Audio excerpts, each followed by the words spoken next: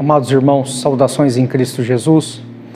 Nós vamos estudar hoje os Salmos de número 105. Nós vamos começar com a leitura desta palavra de Deus, que nos diz assim: rendei graças ao Senhor, invocai o seu nome, fazei conhecidos entre os povos os seus feitos. Cantai-lhe salmos, narrai todas as suas maravilhas, gloriai-vos no seu santo nome. Alegre-se o coração dos que buscam o Senhor. Buscai o Senhor e o seu poder. Buscai perpetuamente a sua presença. Lembrai-vos das maravilhas que fez, dos seus prodígios e dos juízos de seus lábios. Vós, descendentes de Abraão, seu servo, vós, filhos de Jacó, seus escolhidos. Ele é o Senhor, nosso Deus, e os seus juízos permeiam toda a terra. Lembra-se perpetuamente da sua aliança, da palavra que empenhou para 1000 gerações. Oremos. Senhor Deus, te pedimos que o Senhor nos dê sabedoria para compreender a tua palavra, que o Senhor nos dê entendimento daquilo que podemos ler, daquilo que ouvimos, para que possamos, ó Pai, aplicar as tuas palavras aos nossos corações, às nossas vidas, e que assim possamos mudar a nossa atitude e que possamos a cada dia crescer na graça e no conhecimento do teu santo nome. É a nossa oração. Amém.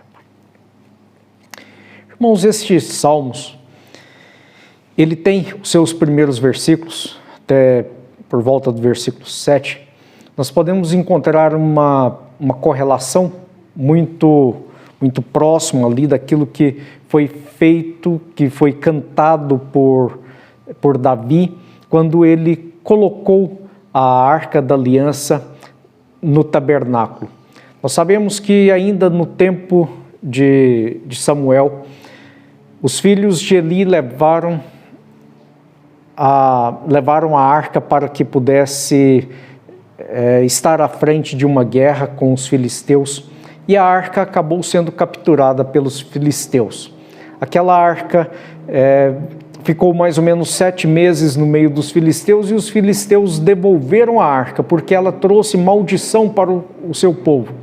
Trouxe pragas de ratos e doenças de hemorroidas, e aquele povo mandou de volta a arca. E a arca não chegou até o seu destino, onde ficava, mas ficou na casa, por último, de Eleazar. E Eleazar, que estava com aquela arca em sua casa, aguardava ali, e Davi resolveu levar para Jerusalém. A princípio ele utilizou uma estratégia errada, porque não observou o que a palavra de Deus falava a respeito da condução da arca, e Davi quis carregar a arca de um modo errado, contrário às prescrições de Deus. E ele acabou tendo que ficar com aquela arca no meio do caminho novamente. Foi para a casa de Obed-edom. E diz então em Crônicas, no capítulo já 16, em que aquela arca, ela trouxe bênçãos para a vida de Obed-edom. E ficou ali por 3 meses. E quando aquela arca já estava ali nesse período, Davi estava também preparando um lugar para colocar a Arca da Aliança. E ele então aprendeu com a palavra de Deus como que deveria transportar aquela arca. E então ele transporta a arca até Jerusalém. E agora, colocando no tabernáculo que ele havia preparado, ele faz um cântico. E um cântico que é repetido, vários dos seus trechos é repetido nos Salmos. E o primeiro deles está aqui nos Salmos de número 105, em que ele começa chamando o povo, ele já começa com uma explosão de alegria e uma intensidade incrível, em que ele diz para que o povo pudesse buscar ao Senhor, para que ele pudesse cantar louvores, render graças, dar glória a Deus, relembrar os feitos dele. E são usados aqui imperativos em que ele usa de intensidade para que o povo pudesse agir desta forma. E ele chama para que o povo pudesse cantar, buscar, render graças, dar glórias a Deus, lembrando da fidelidade de Deus. E ele começa no primeiro versículo, dizendo: rendei graças ao Senhor, invocai o seu nome. Invocar o nome do Senhor é aprender do caráter de Deus. E Davi está apontando aqui para o Deus da aliança, o Deus que prometeu a salvação a Israel, o Deus que prometeu se revelar a Israel, o Deus que cuidou de Israel e exigiu fidelidade do povo de Israel. E é este Deus que nós devemos aprender do seu nome, do seu caráter, da sua integridade, da sua conduta, da sua santidade. E a santidade de Deus, ela nos leva então a aprender a temer a Deus. E quando nós buscamos o nome do Senhor, que aprendemos a temer a Deus, nós então aplicamos em nossas vidas o zelo para que não haja pecado em nossas vidas. Aplicamos em nossas vidas o zelo para que nós possamos buscar a este Deus continuamente.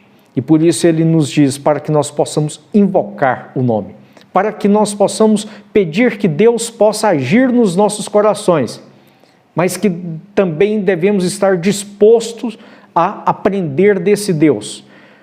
Estejamos dispostos a olhar para este Deus que é santo e buscar andar na sua santidade. E ele diz também, para que nós possamos fazer conhecidos entre todos os povos os seus feitos.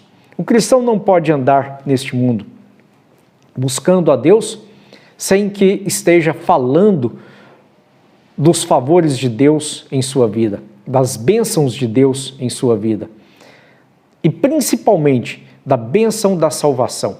O cristão não pode deixar de falar da obra redentora de Cristo Jesus, do Evangelho de Deus, porque Deus preparou todos os tempos para que pudesse cumprir as suas profecias e cumprir em Cristo Jesus, para que nós pudéssemos conhecer a respeito deste Deus, para que entendêssemos a sua vontade, para que entendêssemos toda a sua ação no mundo e também nas nossas vidas. Por isso nós temos que proclamar ao mundo os feitos de Deus. Nos versículos 2 e no versículo 5, nós vemos que ele chama para que nós possamos cantar salmos e narrar as suas maravilhas. E o versículo 5, lembrai-vos das maravilhas que fez, dos seus prodígios e do juízo dos seus lábios. Não podemos nos esquecer das maravilhas de Deus. Quantas vezes nós nos esquecemos disso? Nós olhamos para as nossas vidas e vendo como um curso natural deste mundo. Mas nós temos que entender que tudo em nossas vidas foi Deus quem fez. E sem o poder de Deus, sem a ação de Deus, nada poderia se fazer. Nós temos que reconhecer que nossas vidas estão nas mãos de Deus e devemos contar então as maravilhas de Deus, as maravilhas também que estão registradas na Bíblia, para que o mundo possa conhecer qual é a ação de Deus desde o princípio, desde quando ele criou o homem, depois de quando ele chamou a Abraão e designou como filhos de Abraão todos aqueles que pudessem crer na obra que ele faz a partir da criação do homem, vindo depois então pelo chamamento de Abraão, e ele mostra então todo o caminho da fé. todo o caminho que levou até Cristo Jesus, o caminho que conduziu a sua igreja até os nossos dias. E devemos olhar então para a vida da igreja e ver a maravilha que é Deus guardando a sua palavra, Deus levantando homens zelosos pela sua palavra, defendendo a Bíblia, defendendo as revelações de Deus, para que ele pudesse a cada dia então mostrar o zelo e o cuidado que Deus tem para com sua palavra, para com a verdade das Escrituras, para que possa chegar até você, para que você também possa reconhecer isto e possa falar de Deus e mostrar as maravilhas dele. Como nos diz lá em Hebreus, no capítulo 11, homens que suportaram até mesmo a morte, suportaram ser cerrado ao meio, suportaram também a cruz, a semelhança de Cristo, suportaram açoites, perseguições, suportaram tudo em nome de Deus, para que a palavra e a verdade de Deus fosse defendida, para que o temor do Senhor pudesse ser anunciado e chegasse até nós. Estes homens que suportaram afrontas, escárnios e suportaram sofrimentos, eles assim fizeram para dizer: olha, nada compensa negar a Deus. E tudo posso suportar para defender este meu Deus. E vale a pena fazer isso, porque é Deus que cuida de mim, Ele é fiel e Ele haverá de me dar uma glória muito maior que a glória de Deus no reino dos céus. E é para isso que nós olhamos e é por isso que nós esperamos, para que Ele possa então trazer o cumprimento de todas as suas promessas. E sabemos que a sua promessa haverá de ser cumprida em nossas vidas, porque este Deus é fiel. O versículo 3 ele nos diz: gloriai-vos no seu santo nome, alegre-se o coração dos que buscam o Senhor. E depois, versículo 8, lembra-se perpetuamente da sua aliança, da palavra que empenhou para 1000 gerações.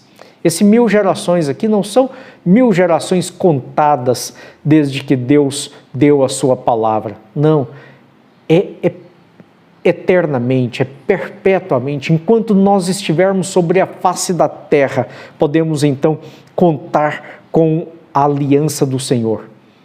Porque o dia que já não mais estivermos sobre a face da terra, então nós veremos o cumprimento integral desta aliança, porque haveremos de nos apresentar a Deus para a remissão completa dos nossos pecados, para que nós venhamos desfrutar da paz eterna, aguardando sim a redenção final de todos os santos, aguardando sim o dia que Cristo haverá de voltar a esta terra, para que possa até mesmo nos resgatar na plenitude. Mas antes disso haveremos de desfrutar desta paz que Deus nos assegura, porque aqueles que estão em Cristo Jesus são novas criaturas. As coisas velhas já se passaram, eis que tudo se fez novo. E se tudo já se fez novo, eu tenho uma nova vida, e esta nova vida agora eu não perco mais. Eu tenho essa nova vida que é a vida eterna, a vida plena que Cristo Jesus disse que Ele veio para que tenhamos vida e a tenhamos em abundância.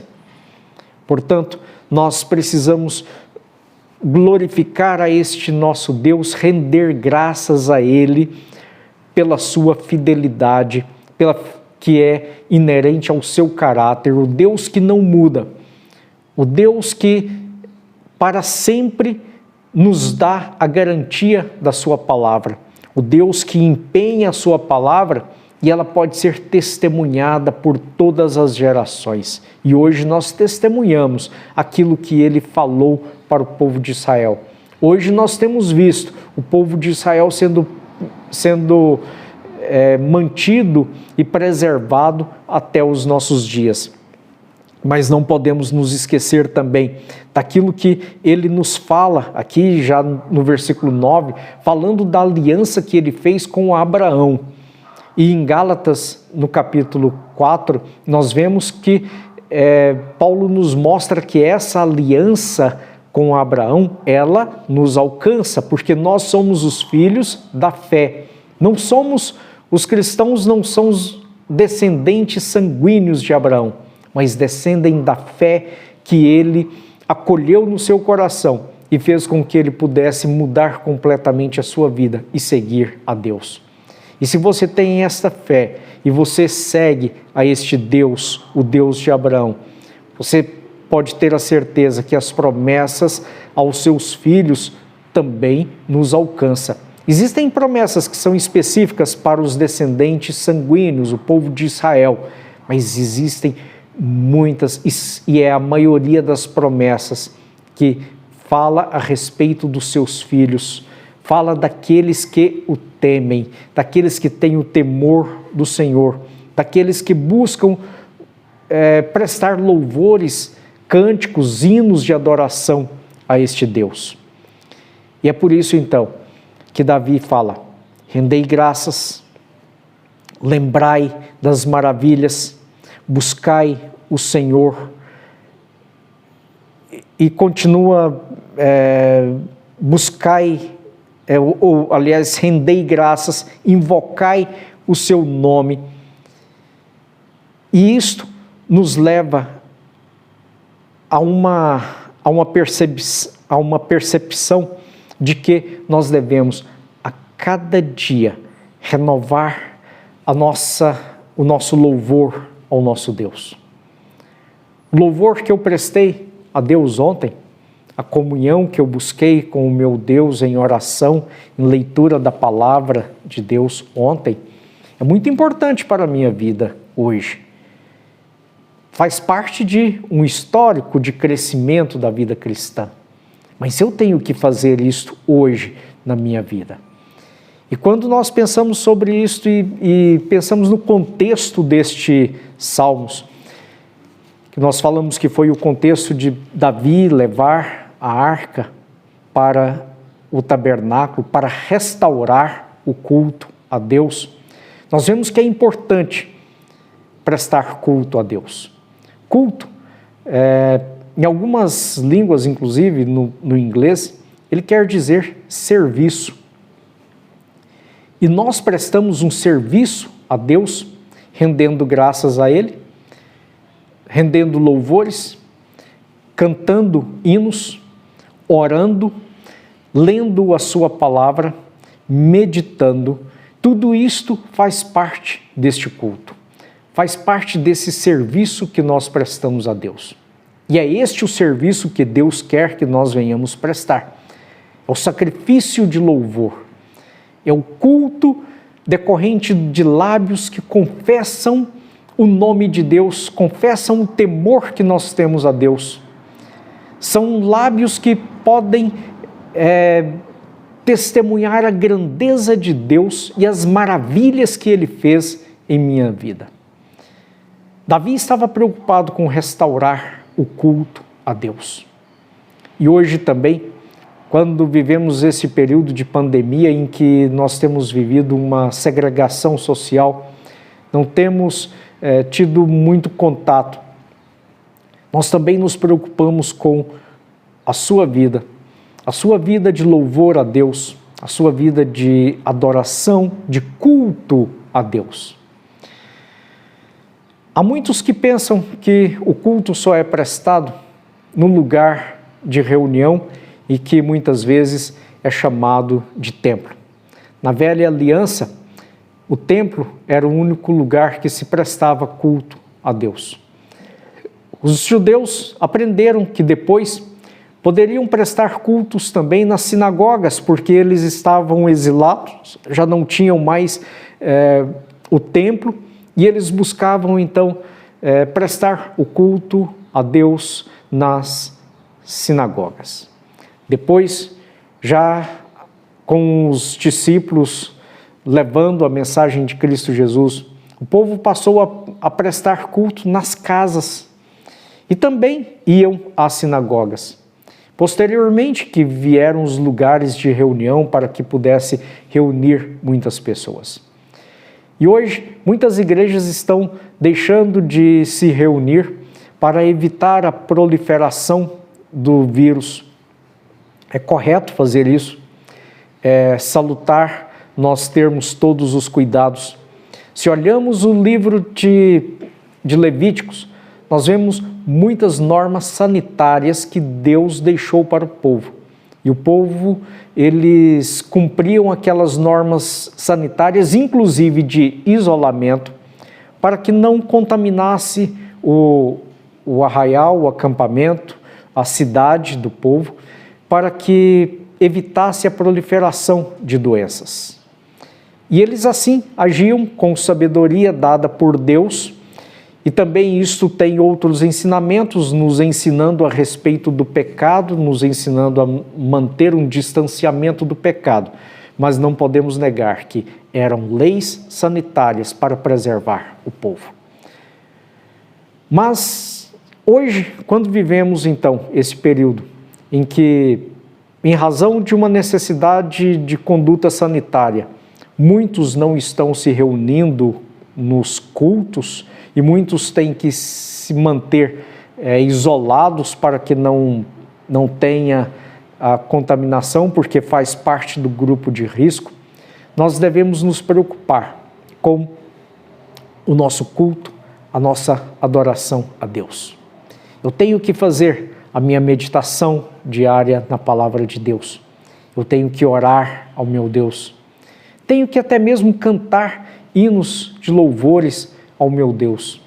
E isso tem que ter o poder de abrir o meu coração para a ação do Espírito Santo, para que Ele possa falar ao meu coração, para que eu possa apresentar os meus louvores ao grande Deus, fazendo como o livro de Hebreus nos diz, para que possamos entrar com ousadia na presença do Senhor, para que o meu Senhor, o meu Deus eterno, possa continuamente e eternamente receber o meu louvor. Ainda que eu não o faça em um culto público, mas que individualmente eu vou apresentar o meu louvor. Por isso, com a mesma intensidade que o salmista aqui diz, não é um salmo de Davi, mas um salmo que contém aquilo que Davi expressou lá em 1 Crônicas 16, de 8 a 22, que eu possa então render graças ao Senhor, invocar o seu nome, que eu possa fazer conhecido os feitos do Senhor, que eu possa lhe cantar salmos, que eu possa dar glórias ao seu santo nome, alegrando o meu coração, que eu possa buscar o poder do Senhor, para que Ele dirija a minha vida, para que Ele dê paz ao meu coração, para que Ele me dê capacitação para falar do seu santo nome, que Ele me dê capacitação para vencer todas essas dificuldades, todas essas provações que temos enfrentados, para que Ele nos conduza e nos dê paz, para que Deus possa fazer a sua vontade na minha vida. Que Deus assim possa nos abençoar, para que jamais deixemos de prestar o nosso culto a Deus. Davi se alegrou e viu o quanto era bom ter prestado culto a Deus, ter restabelecido o culto na casa do Senhor. Aquele povo desfrutou das maravilhas do culto a Deus. Nós desfrutamos das maravilhas do nosso culto coletivo, mas jamais poderemos abrir mão de desfrutar também das maravilhas do nosso culto individual, da nossa meditação na palavra de Deus. Que Deus possa lhe abençoar. Que o Senhor te abençoe e te guarde em todos esses dias, dando-lhe paz. e que Ele possa trazer o consolo e o conforto em cada dia das nossas vidas. Amém.